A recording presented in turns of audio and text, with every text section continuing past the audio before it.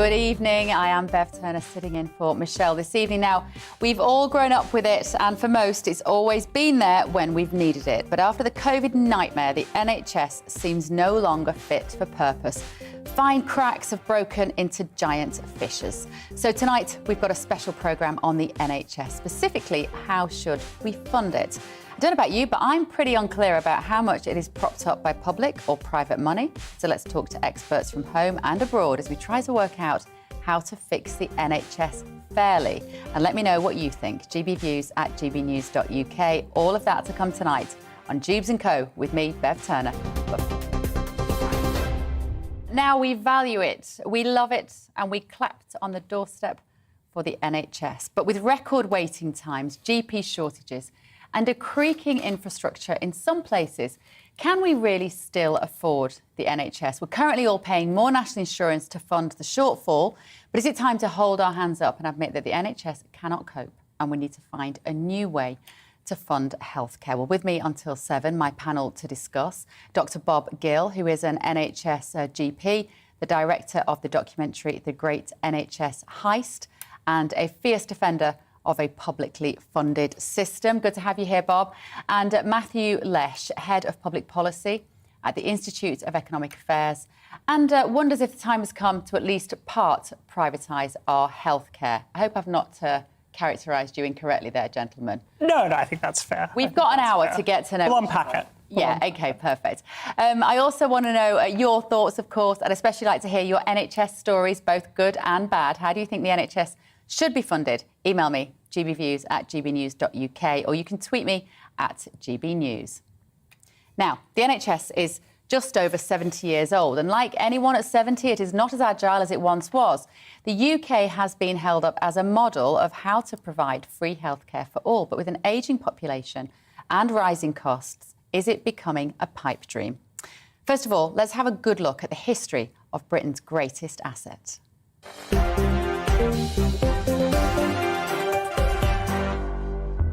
The NHS started on the 5th of July 1948, the brainchild of Labour Health Secretary Aneurin Bevan.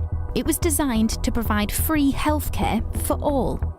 It was the first time anywhere in the world that completely free healthcare was available on the basis of citizenship rather than the payment of fees or insurance. The plan was to put all hospitals, doctors, nurses, pharmacists, opticians and dentists all under one organisation. It would be funded by UK taxes. At the end of the 1990s, healthcare was devolved to the Scottish and Welsh governments, but still funded centrally. Spending on the NHS has always been a political issue. By the early 1950s, to deal with the demand of a growing population, the government introduced charges for prescriptions, dental work and glasses. Aneurin Bevan resigned from the government in disgust. Today, the amount of money the government spends on the NHS is 12 times than when it first started. In 2020 to 21, spending in the NHS was £121 billion. That's about £3,840 per person. Nearly £17 billion was spent on drugs.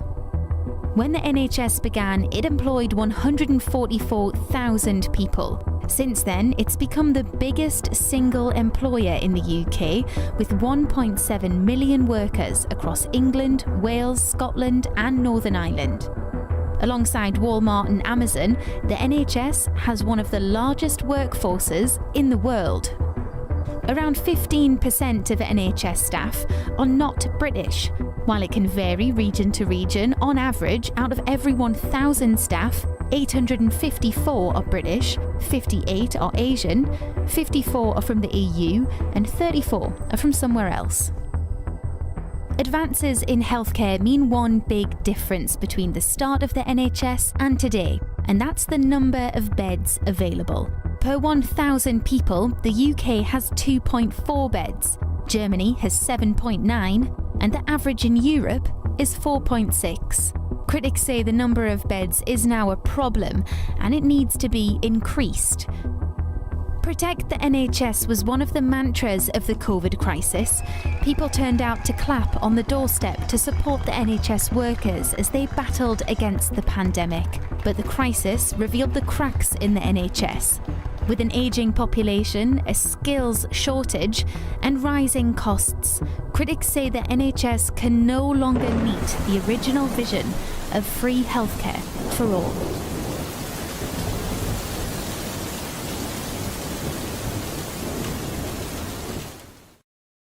So lots to think about there, actually. It's interesting, isn't it, to look at it from that historical perspective. So let's kick off with the views of our panel. So is the way we fund the NHS through UK taxes the right way to provide healthcare? Dr. Bob Gill, let me come to you.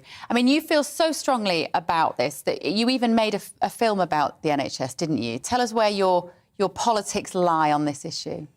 Yeah, well, you know, it was about 10 years ago I started noticing a political agenda to privatise the NHS, and from that point I started to look into the whole matter. As a practising doctor, I also noticed that the system was starting to malfunction. After a good period of funding in the NHS, I was finding the care and waiting lists were starting to creep up. And then I found out about the Health and Care Bill 2012, which in law actually abolished one of the founding principles of the NHS, and that is the Secretary of State's duty to provide healthcare.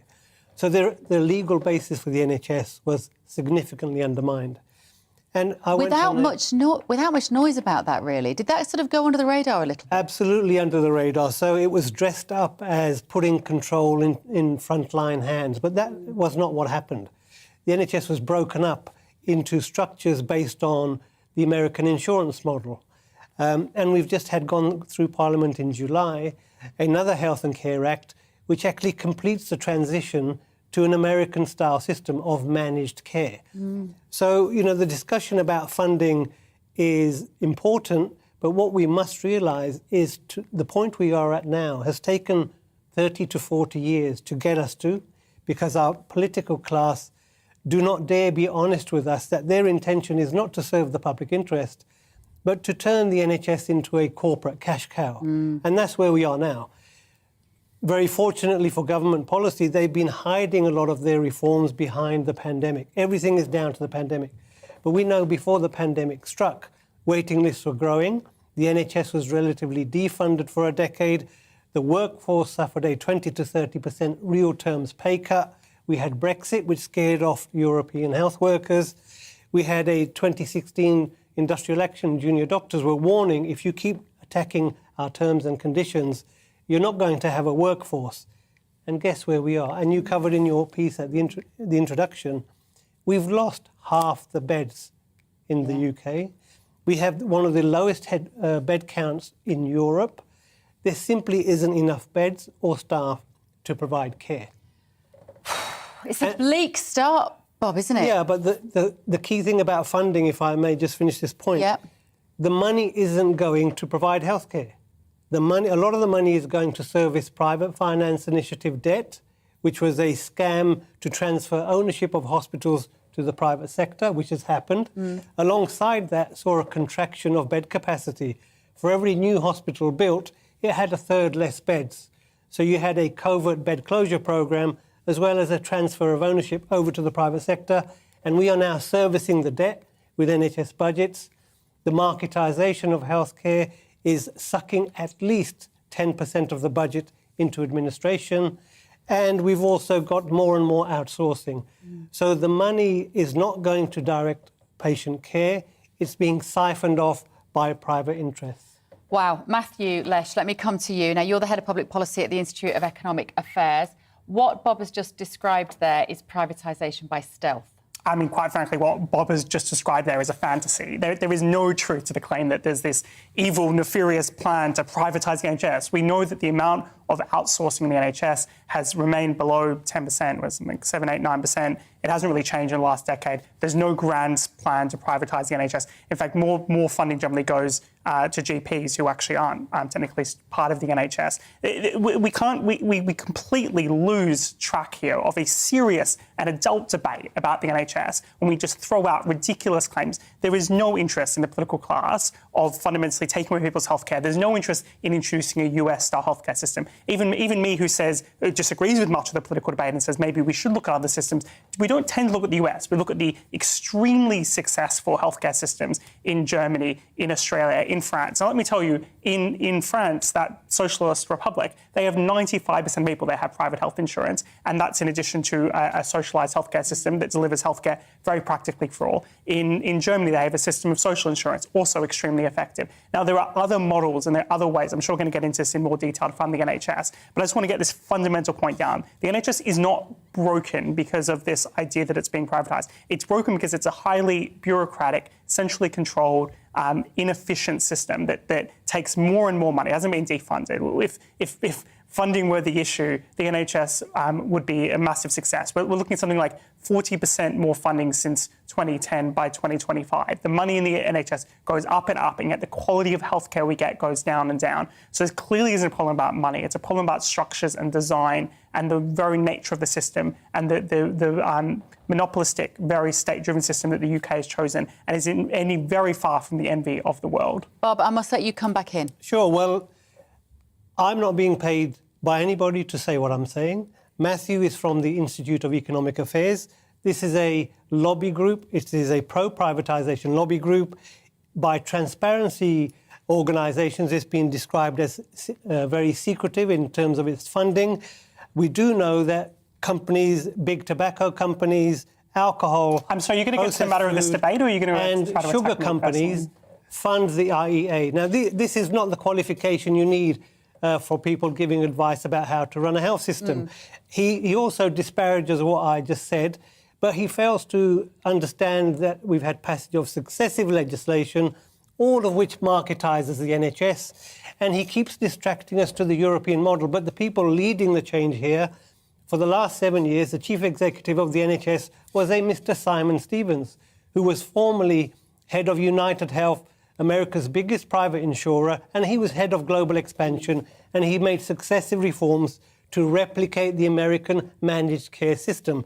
So Matthew might attack me, but he cannot challenge me on the facts. We had a Health and Care Act just gone through Parliament, which has created what are called integrated care systems, but these are modelled on American managed care. OK. I didn't hear a personal attack, to be fair. What I heard him question was a potential conflict of interest from your organisation, as opposed to a particular slight against you. So go on, respond. Well, I think the implication there is that I'm corrupt and don't really believe what I'm saying. Now, I have no particular interest, financial interest in the UK's health system. I have an interest of an individual who sees a broken healthcare system that sees tens of thousands of more people die from conditions in the UK compared to comparable healthcare systems in the US. And then I see this completely nonsense debate about this conspiracy theory. Yes, there have been various restructures of the NHS.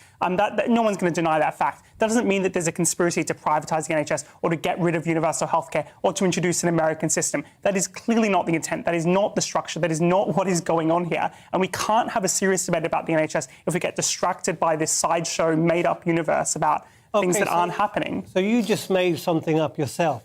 You said compared to other countries, we were poorly performing. America spends twice as much GDP per head than this country. It has a lower life expectancy. It has worse maternal mortality. It has a higher infant mortality.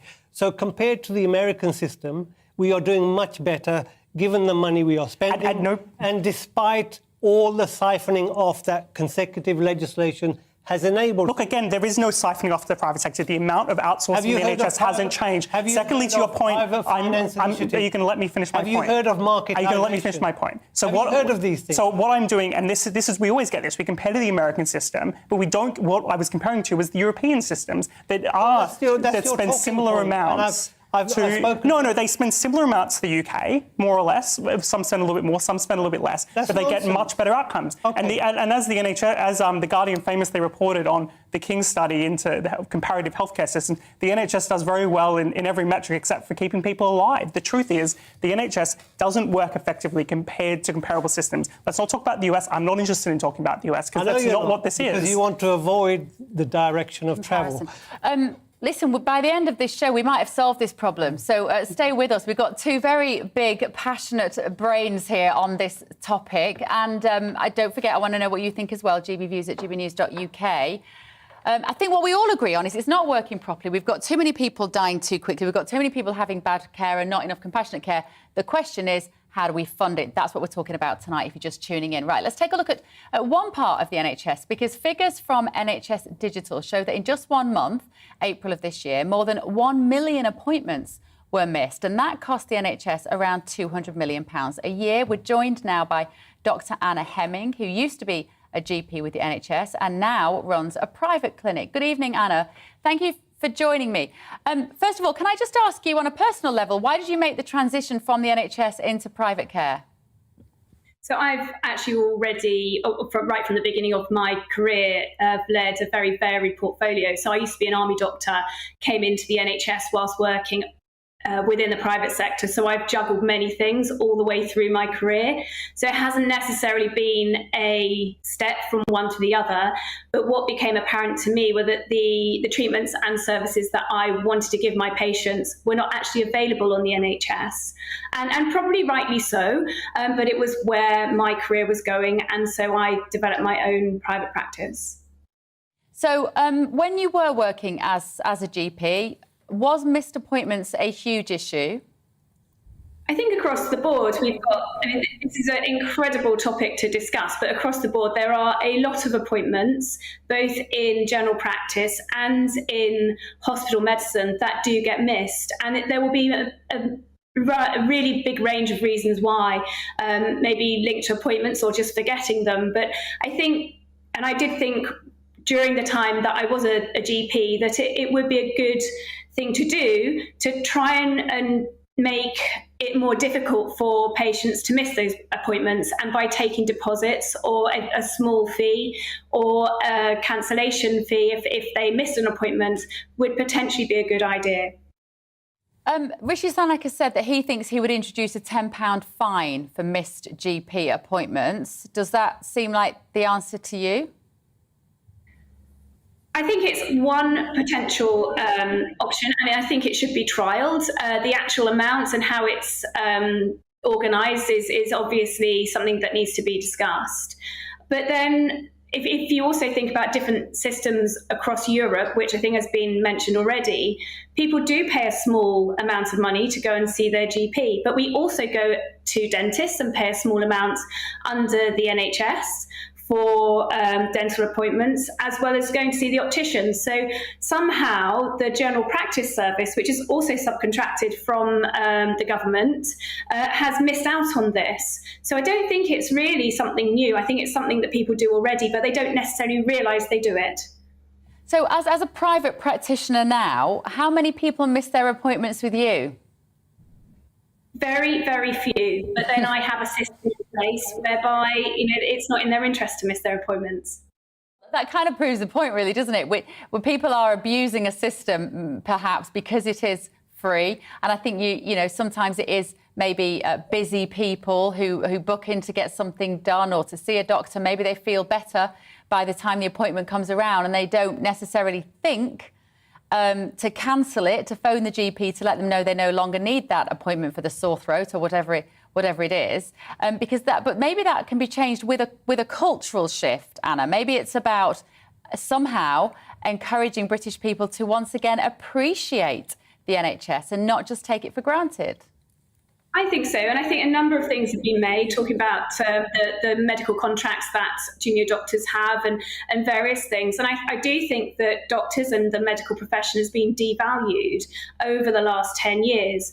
And I've seen it in my career and how patients have behaved towards me personally, but also towards my colleagues. And I don't, I'm not saying that doctors should be held on a pedestal or anything like that, but showing up to your appointment is one way that you can actually help the system, because if you miss it and you actually need to see the doctor, then you're going to take up a second appointment. And that kind of behaviour just can't go on because the system can't cope with it. There was another interesting point that you mentioned, and that was someone coming to see the doctor with a sore throat. I actually don't think the majority of people need to see a doctor with a sore throat. So maybe we need to have some kind of education going even into the schools to sort of help educate people what an illness is and what they can look after at home. Now, obviously, some sore throats do need to be seen. We can't sort of rule everything out, but I think people need to be a little bit more aware about self-care and what they should be presenting to a GP or a medical practice, walk-in centres and A&E. OK, thank you, Anna. Dr. Anna Hemming there, a former GP and now running a private practice. Now, still to come on this NHS special. Should paying for healthcare be our own responsibility, or are we inevitably moving towards having private health insurance like the US? We'll be going stateside in just a moment to find out what that might look like, and more debate from my panellists after the break.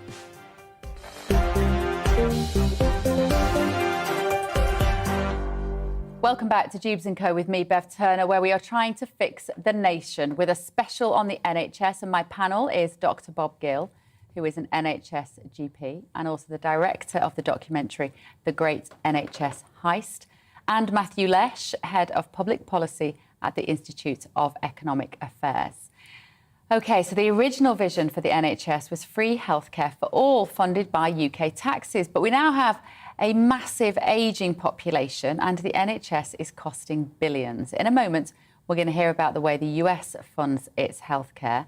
But first, let's just have a look at what different countries spend on the ability to keep their people healthy. Basically, these figures are per head of the population. America is at the top with nearly £10,000 per person. Germany spends $4,473 per head. And then there's the UK, where we spend $3,840 per person. France spends slightly less at just over $3,700. And finally, Australia spends the least at $2,218, which I find quite surprising. When we talk about changing the way the NHS is funded, people immediately think of the private insurance system in the US. But how does that system really work? Michael Cannon is Director of Health Policy Studies at the Cato Institute in Washington and joins us now. Michael, good evening. Hi. Can you just explain to us Brits with our luxurious free at the point of contact NHS how the American system works? So the American system is a hodgepodge of different types of socialized medicine, really. We have basically every type of socialized medicine represented here in the United States. We have a British-style NHS for veterans. We call it the Veterans Health Administration. We have a German-style system of employment-based health insurance that covers about 56% of U.S. residents. We have a Canadian-style system that covers the low-income residents in the United States. And we have something that's sort of socialized medicine that almost no other country has, which is a highly centralized program that administers healthcare for the entire elderly population in the United States. We call that the Medicare program. And with all these different types of socialized medicine in the United States, we don't really have a market-based system. We may call some of the health insurance here private, but it's not really private if the government is compelling you to enroll in a health plan that your employer offers, for example. And so when you look at the share of health spending that government controls in the UK, the OECD says government controls about 79% of health spending in the UK. In the United States, the OECD says government controls 83%. So that right there should give you an indication that what we have is not a market system in the United States. It is a heavily government-dominated system. It's just that the government makes different decisions with the powers that it has. For example, it steps on the gas when it comes to spending, and that's why the United States, or one of the reasons why the United States outspends all other advanced nations on healthcare. It's because government requires it to do so. You also have, I believe, a lot of people who find themselves bankrupt when life introduces the misfortune, perhaps, to undergo some sort of illness or accident, which means that they cannot afford their care. That, to us as Brits, is still quite a shocking state of affairs. How common is that, Michael, for people to genuinely find themselves in financial hardship because they get unwell? So I guarantee you, I've been listening to the show, and I guarantee you that my criticisms of the U.S. healthcare sector are much greater than anyone else on this program. And that is one of them, is that people too often have to file bankruptcy because of the high prices that healthcare providers charge here in the United States. Over My Shoulder is a book that the Cato Institute published about exactly that problem. And it turns out that the reason for those high and rising excessive prices is, again, not market forces. It's because of all the things that government does to raise the price of healthcare, to step on the gas when it comes to health spending and higher prices that leaves a lot of people in the lurch if they don't have health insurance, or even if they do have health insurance, because there are a lot of people who have found that their health insurance does not cover the excessive and in some cases unconscionably high prices that healthcare providers charge in this country. Just to give us an idea, do you know, Michael, kind of what a person would pay to, say, maybe see our equivalent of a GP, just a general doctor's appointment? What will that cost them on their private health insurance? You know, one of the most frustrating things about the U.S. health sector is how opaque those prices are. It can cost anywhere from $0 out of pocket if you have insurance that covers everything. The U.S. Medicaid program provides first dollar coverage, and some private, so-called private health insurance plans do that as well. Many elderly Americans have Medicare and then purchase supplemental insurance so that they don't have to pay anything when they go to the doctor. Or you could have some sort of form of copayment. Or if you're a cash paying customer and you want to find out how much it costs just to have a primary care visit, oftentimes the doctors cannot or will not tell you in advance because they don't even know, and they're engaged in this very costly game of trying to get the highest prices they possibly can out of insurance companies, and because that's where their money is coming from primarily, and they are therefore not transparent about the prices that they charge to patients. So the answer to how much a patient could pay out of pocket for a doctor's visit could range from $0 to a few $100s. Well, thank you very much. It's always illuminating to hear how the American system works for us here. Michael Cannon, their Director of Health Policy Studies at the Cato Institute in Washington. I'm going to come to you, Matthew, because what you heard then about the opaqueness, let's say, of this funding system, this is why people get worried about a private health system. As we heard then, it isn't really entirely that, because you feel like ill people are vulnerable people, and ill people can therefore have advantage taken of them. And when somebody who is an expert in that system can't even tell you how much it costs to go to a GP, that's when the likes of Bob and me realise that it could potentially descend into being an absolute racket.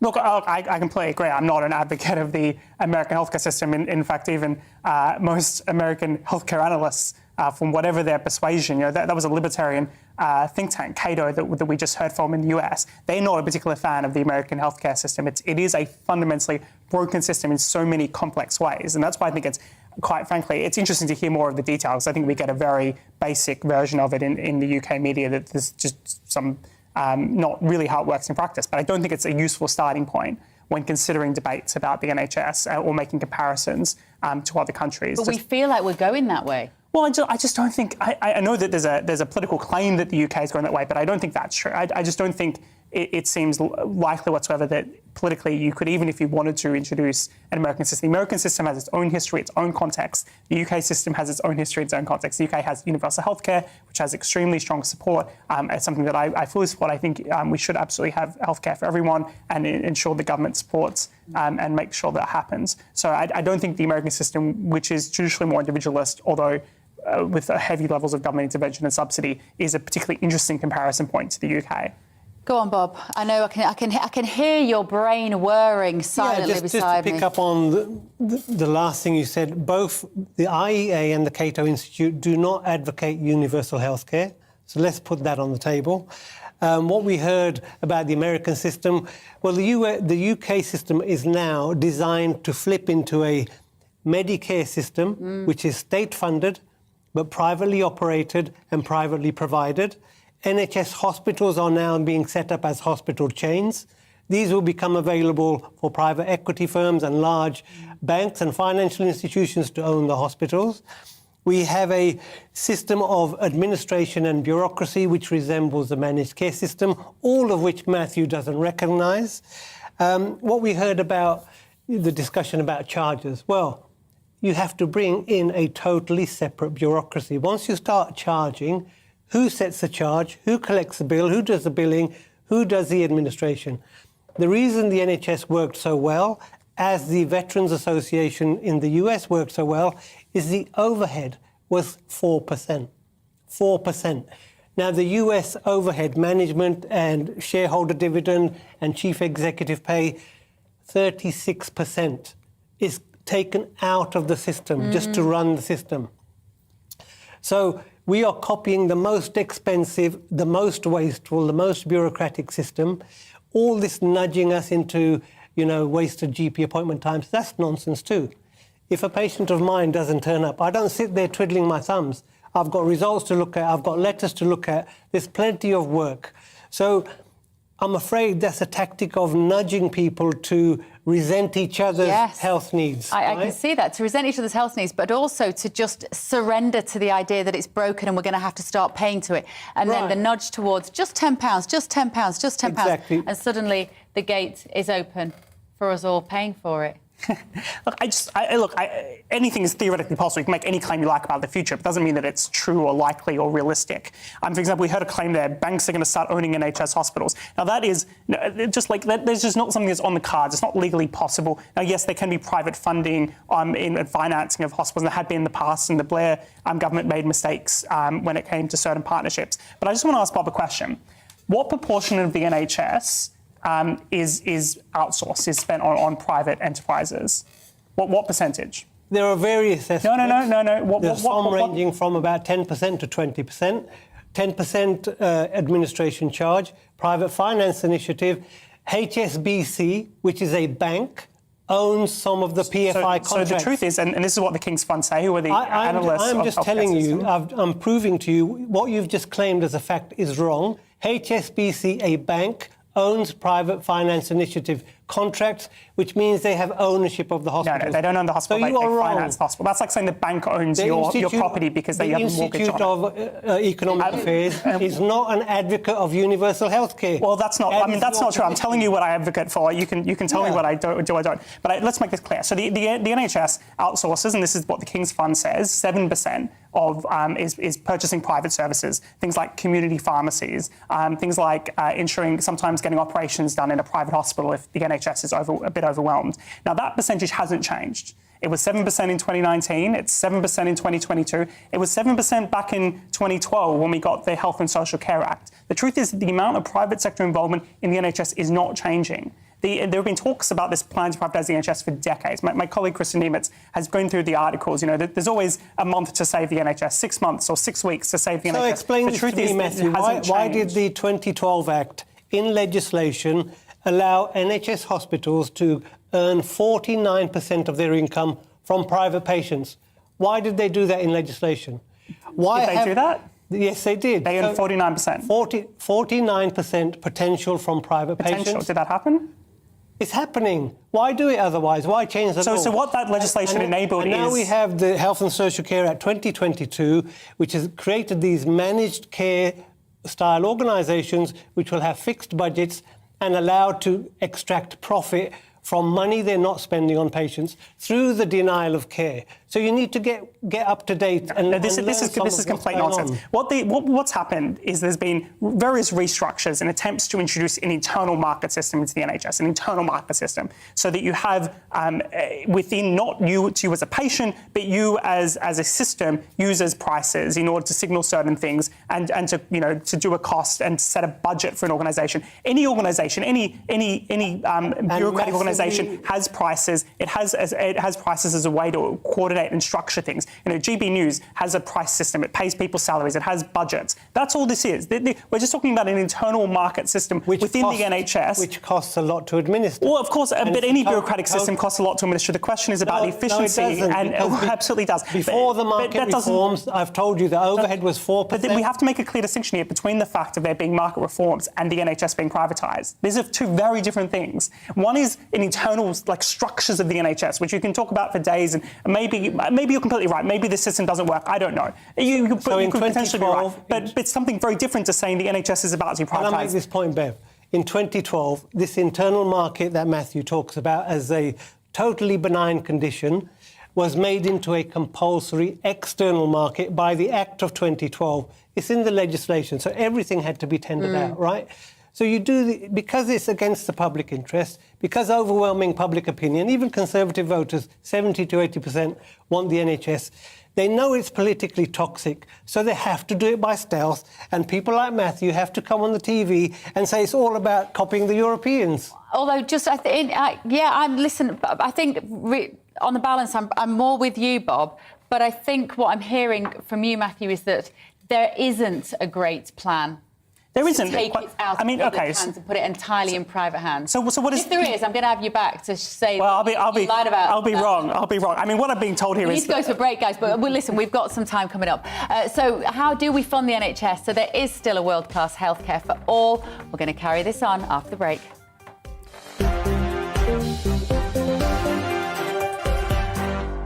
With me until 7 o'clock are Dr. Bob Gill, NHS doctor, and also the director of the documentary The Great NHS Heist. If you like what Bob's had to say tonight and you want to know more, do check that out. And also Matthew Lesh, head of public policy at the Institute of Economic Affairs. Now, since April, we've all been paying more in national insurance as part of the government's plan to fund the NHS. However, from next April 2023, national insurance will go back to its old rate. There will then be a new health and social care levy, which will also be paid by pensioners who are still working. So this new levy is basically yet another tax. Is that the right way to go, or is it time to find a new model? So you've been sending in your opinions to me. Thank you very much. Nigel has said, just remember the Tories in 1948 voted against the formation of the NHS. Are they nowadays for it, or are they still against it? That's always a suspicion. I'm going to ask Matthew in a minute about that. Michael, the ageing population have financially supported the NHS all their working lives. Is the current free during the break about that? And you are absolutely convinced that this is a very slippery slope down to a complete privatisation, and it's happening with nudges. Yeah, so in fact, government has something called the nudge unit. Insights, which is part public and part private, as is everything these days. Behavioural science unit. Behavioural science. Yeah. Similarly, this hypothetication of tax, this ring fencing. The ring fencing. There's not such a big leap to say, well, you've got to take out a top-up insurance, right? So none of this is happening by accident. Why didn't they just raise general taxation? Because that doesn't make the point of the nudging. So the more we blame the sick, the more we talk about elderly people living too long, that's another fallacy. Because the amount of time when you're older, the amount of months you're alive when you're dependent, heavily dependent, has not changed. The people are living longer and healthier lives. They're contributing to childcare. Some of them are still working. They're still paying indirect taxation. So these are people contributing to society that the right-wingers are quite happy to demonise as a burden on society. And why should we, somehow there's the reason we need to switch healthcare provision. So we need to be very careful. These sort of talking points are very cleverly thought out, Blame time wasters, start charging people for missing appointments, look at how many old people we got, what about immigration? And then you break down social cohesion. And if you start to alienate the middle classes, bring in prescription charges, you're working, you're paying taxes, and you think, well, I'm not using it, why don't I just look after myself? Yeah, and all that rings very true. I can't lie, Matthew. I feel like that you've just described exactly what has gone on in my mind. I've clearly been nudged. But also, I would say, not only have I been nudged, my own lived experience of the NHS is that it is no longer working properly. We can't get post-COVID an appointment with a GP. You might be able to get one online, but frankly, that's sort of pointless if you've got a child and you want them to take their temperature, whatever it is. And then I had an incident not long ago with one of my children where I wanted to get to see a GP. We couldn't for a week, so I took them in the end to A&E. Couldn't see anybody there. So I picked up my phone because I was lucky and I could find a private GP nearby, and I paid 60 quid. We were in and out in an hour and it was done. And that for me was so upsetting, actually. Yes, I was in the fortunate position that I could pay that 60 quid to get my child sorted out, but not everyone can do that, Matthew, and that is what people are currently struggling with. I think that's absolutely right. I think that the promise of the NHS is something that's been overdone in terms of an organisation that's overpromised and underdelivered. The sense of the NHS is that it is this highly bureaucratic, highly centralised system that doesn't have particularly good incentives or structural organisations, and quite frankly, the state is not particularly good at managing big organisations. It's very difficult to do, as you said at the start. It's 1.7 million people you're trying to coordinate, and inevitably there are going to be failures in that process, and there are going to be inefficiencies. And I think anyone who's worked in the NHS can tell you about that. Now, I don't think there's some grand conspiracy or some grand idea to try to ruin the NHS. I'm going to give our politicians the benefit of the doubt. Now, I really do think that they like the NHS, they want the NHS to work. They put a lot of money into the NHS. They've tried different structures and different mechanisms for organising the NHS. Now, I don't think that has worked. Now, I think this is where the failure is. It's underlying the very underlying ideas of the NHS. And it's not because of some idea that they want to destroy the NHS. That would be politically just insanely dumb thing to do. Well, it depends how quickly you do it. And Bob would say, if this has been a drip, drip, drip over several years, starting with who? You'd have to... Margaret Thatcher, then in 1988... Oh, that is quite a long time. 1988, you had Oliver Letwin and John Redwood. Before they were MPs, they were at the privatisation unit of a bank. They produced a document called Britain's Biggest Enterprise. It set out how you go from a state-funded, state-run system to an insurance system. And then, of course, we had Jeremy Hunt, and the suspicion around Jeremy Hunt is that he's always wanted to privatise it.